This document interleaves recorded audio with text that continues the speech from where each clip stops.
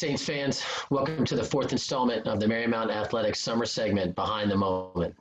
Every Thursday over the summer, we're going to be diving back into some of the greatest moments in each program's history.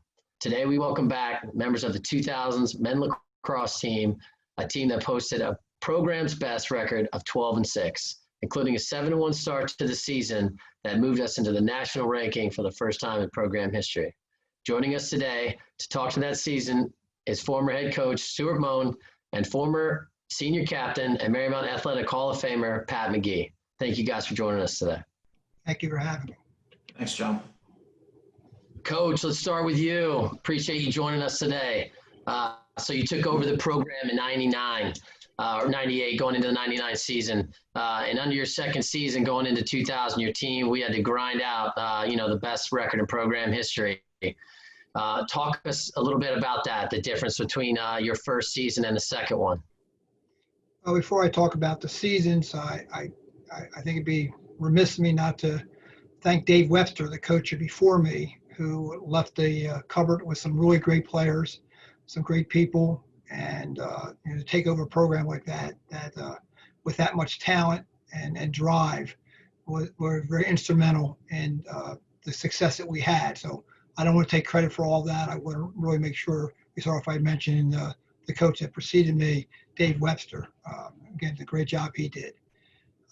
So that was a great season. That first year as a coach at any program you take over, you're kind of learning the talent. They're learning about you. You're learning about them, and I think that kind of that growing pain of your expectations and kind of where a new system fits in, offensively, defensively, way you practice. There's always a lot of chess meat pieces moving back and forth, trying to figure out what's going on that first year.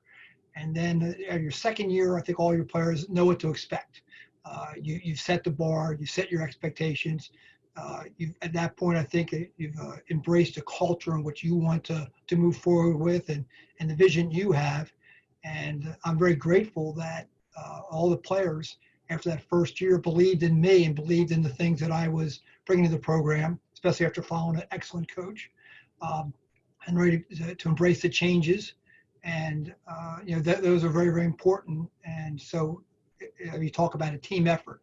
It's about the coaching staff. It's about the players, about the trainers, about the athletic director, about the support from the school. To have all those things to have our program move forward was very instrumental. So I think it's important to mention that before we get started.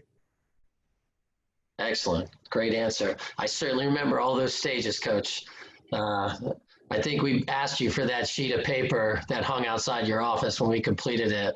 I think we burned that thing. I think some guys chopped it up and ate it on like a plate of pasta. Like, man, that was, we never wanted anything more than to be done with those running stages. That was something else for sure. So all part of the process. For sure. So Pat, let's talk about it. Moving on to you. This season, obviously, Coach kind of touched on it. We had some transition from some of the great years, and Coach Webster recruiting us to the program, and had some great successes in those first couple seasons. But after the transition, getting into 99, I think that we fell a little bit short of our expectations.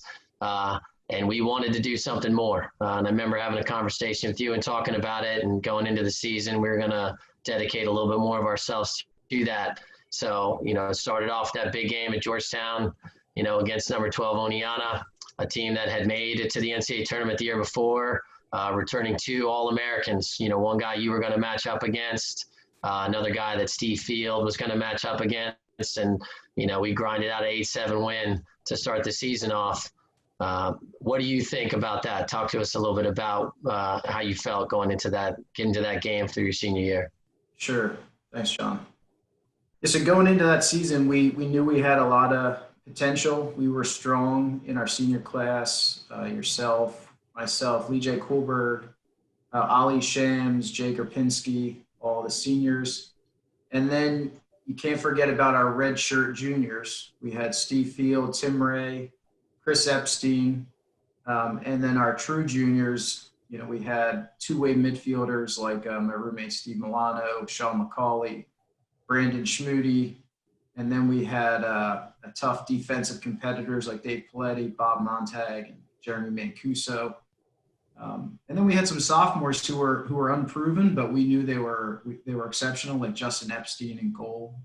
That they had won the game ball and had a huge number of saves. And then we also had Brian Mills, who was a long stick midi, had a goal in that game, 2 assists, and they both had breakout years. And then Coach Moan, I think one of the, I think of you for so many things, but you were an exceptional recruiter. Even though I know when you were at Duke, you probably wanted to recruit me, but you didn't. So you let Dave Webster have me, so I appreciate that. But you brought in an incredible freshman class, and you promised us that you'd bring in some real talent, and they were freshmen who contributed right away. Bobby Evans, Ryan Spielman, Farmer John Dinan, and then we had the freshman of the year, Brandon Salee from Ohio. And then, Coach, you also, as John mentioned, you punished us with the winter conditioning program. You're one of the first coaches in Marymount history to make us run the golf course back to back. So we thought we were going to breakfast when we finished the golf course run, and you sent us back down and around the hill. So, turned 3 miles of hill, 6. And then you brought that track program from Duke called the Stages, which had us all very fit to start the season, but not very happy with you. So across the board, the team, we just had every class contributed. Coach had us ready to go, and then to Coach's credit, bringing on Brian Rosenberger and Brian Pott as assistant coaches, and they both knew how to get the most out of all of us, having played with us and played at Marymount. So, going into the season, we knew that it was special.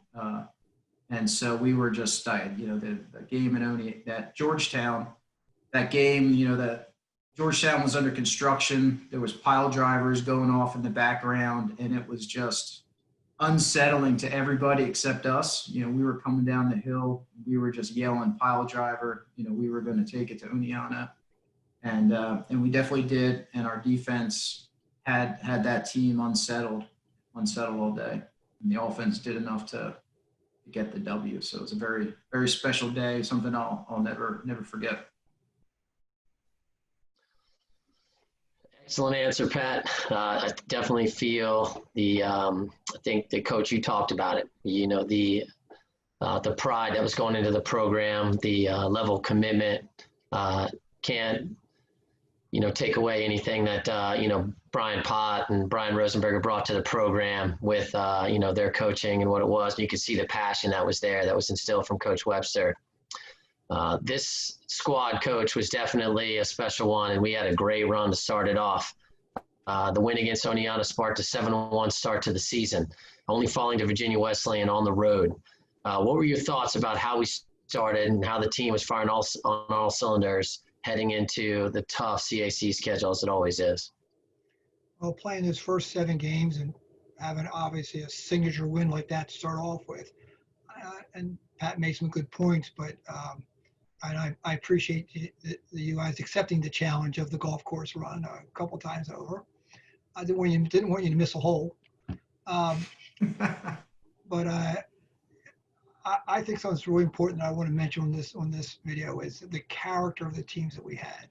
And you talk about pile drivers and noise and construction and playing at Georgetown and all those things. This was a team that really cared about each other. And we talk about this as coaches all the time. I call it team dynamics, or people call it team chemistry, or your culture, team culture. And I can't remember a team I've had, and I've been coaching a long time, that was so close, that accepted every adversity we had. And we would practice over at a park, and people would grab cars to drive. We also ran neglected to mention the runs we had on the garage underneath, the parking garage. We had some runs on that as well. But nothing fazed anybody. Everybody believed in each other, believed in the guy to the right and left. And nothing fazed this team. And the fact that we were playing That first game of the season, playing a team that went to the NCAAs the year before that had a couple All-Americans. They had a midfielder, Kramer, who was a first-team All-Conference player, and ended up being All-American, I think, as well later in his career. And the guys we had in the mixture and accepting the freshmen, accepting the transfers, accepting the seniors, guys coming back from injuries, and all the things we had was really special. I talk about this team a lot throughout my career, always looking back about, the drive that this team just had to play. You could care less where we were playing, just get on a 110 by 50 field, anywhere, anytime, in a parking lot, on a cow pasture, whatever it is. You guys are ready to go, ready to play, ready to practice. We used to practice to had to tie a goal around a tree with a chain fence to chain link to get on the field every day. Never practiced with a crease. Nothing phased you guys. It was just, talk about the hunger and the drive that just wanted to play this game the best they could. And I think we took all those adversities that we had, playing in different fields and practicing it, not like some other teams that had, better situations, and really wore that as a badge of courage. And I think it brought our team together. And like I said, it's funny we had a special year, but this special team has a special place in my heart because of that team chemistry that every coach is driving for. I don't think I had a team in my entire career that was as close as that team was to go. And maybe some people say we overachieved by beating that team, and maybe we overachieved by being 7-1, and maybe we weren't supposed to be talented enough to be ranked in the top 20 in the country. Never bothered us, never bothered you guys. You believed in me, you believed in each other, believed in our coaching staff, you believed in the cause, you believed in the philosophy, you believed in what we were doing, whether we're up by 2, down by 2. We could see the fire in your eyes, and guys are going after it. And as a coach, what more do you want than people who believe in you, and to have that kind of character surrounding you was really special, and that's what makes this team special. And certainly that momentum went into those first 7 games, and making our conference playoffs, and having some of these young men who Pat mentioned go on to make all conference themselves, and being very successful people in the lacrosse field, but also being successful in life, being successful in their careers, being successful students. It really was a total package, and that's something that I want to make sure to be said as well. We believed in having a great academic experience, a great athletic experience, and a great social experience. You guys really enjoyed each other's. Bus trips were terrific. Nothing better than that bus floating back after a away game, beating somebody else who didn't believe that we're going to be that good, with our band of misfits, and that's just a terrific feeling that still gives me goosebumps to this day. So I want to commend everybody on that. Certainly feel some of those goosebumps now to hear you talk about it, Coach. We, been a part of many an alumni event now, and I can't tell you how many times we've talked about having to shovel off that little tennis court over top of 66 and then practice on it. I think school being closed, we wouldn't even be able to do that now. The schools would be like, no, you don't get to practice outside today. It's too cold out, or all those adversities like you talked about. Just bring some of those things kind of back to light now that you just tend to forget sometimes, kind of, but those were things that at the time, man, they were tough, and they were part of everything that you just talked about there. And that was certainly special. So that brought all of us strength. You guys brought strength through that. That's terrific. And I'm sure now too, you talk about it, and I try to talk about it now too, just, obviously coaching the guys that are here, and to try to give some of those guys that experience, it's impossible. The things that we had to do, we were nomads. We played Roanoke at Oakton. We played Western New England at the Clay. Remember that at TJ? Oh my gosh, that was unbelievable.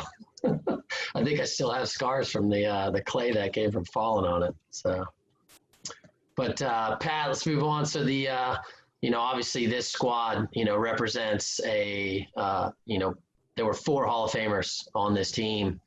And, you went through it, mentioned some of those guys that were there, and, now a 5th coming up with this year, this squad, guys making all conference like yourself, Lee J, Justin, Milano, but then you also had Coach getting Coach of the Year, Brandon Salih getting Rookie of the Year.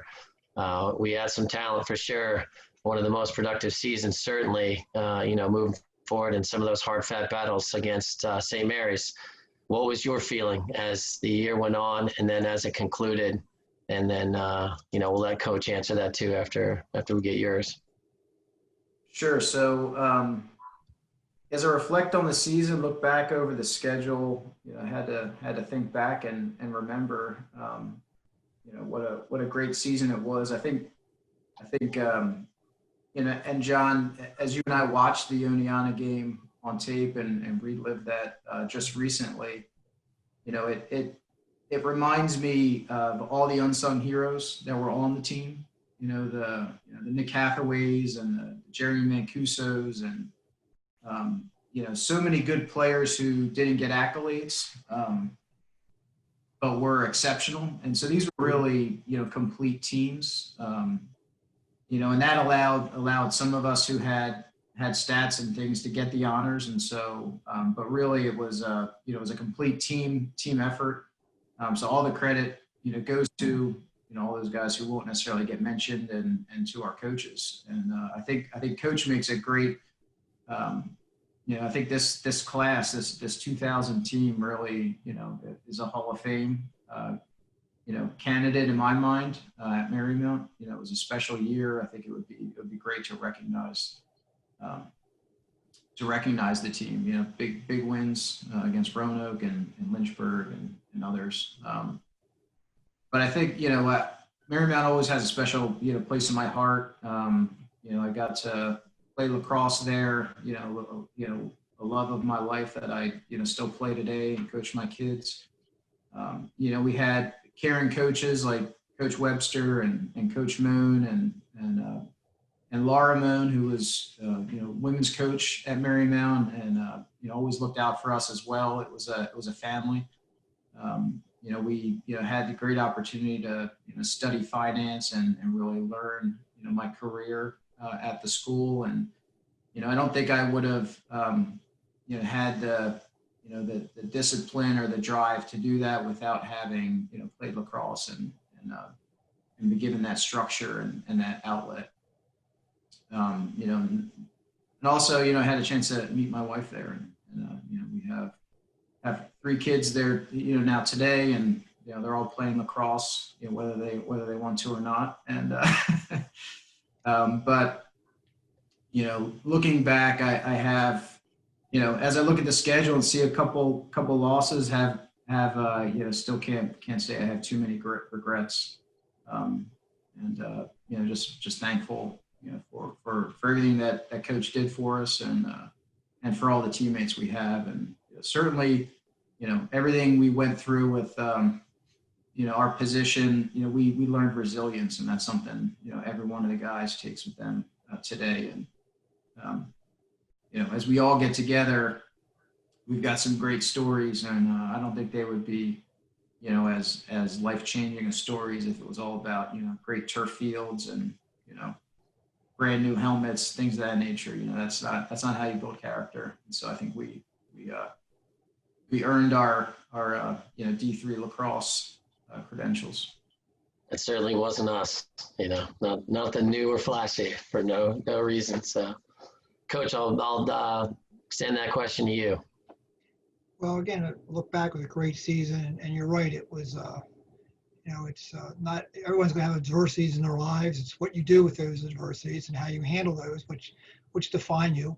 Which we have a word for that. We call it character, and develops character. And that was a team with a lot of character. And when I say that, there was certainly a lot of characters on that team as well. Every team needs a couple of those.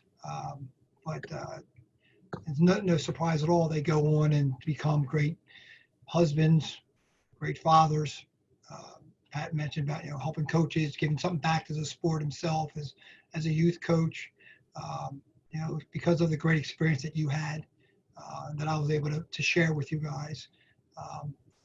And so it was great. Like I said, to have a team, we played a pretty big time schedule. We're playing, Salisbury's winning the national championship, and we go in there with no fear.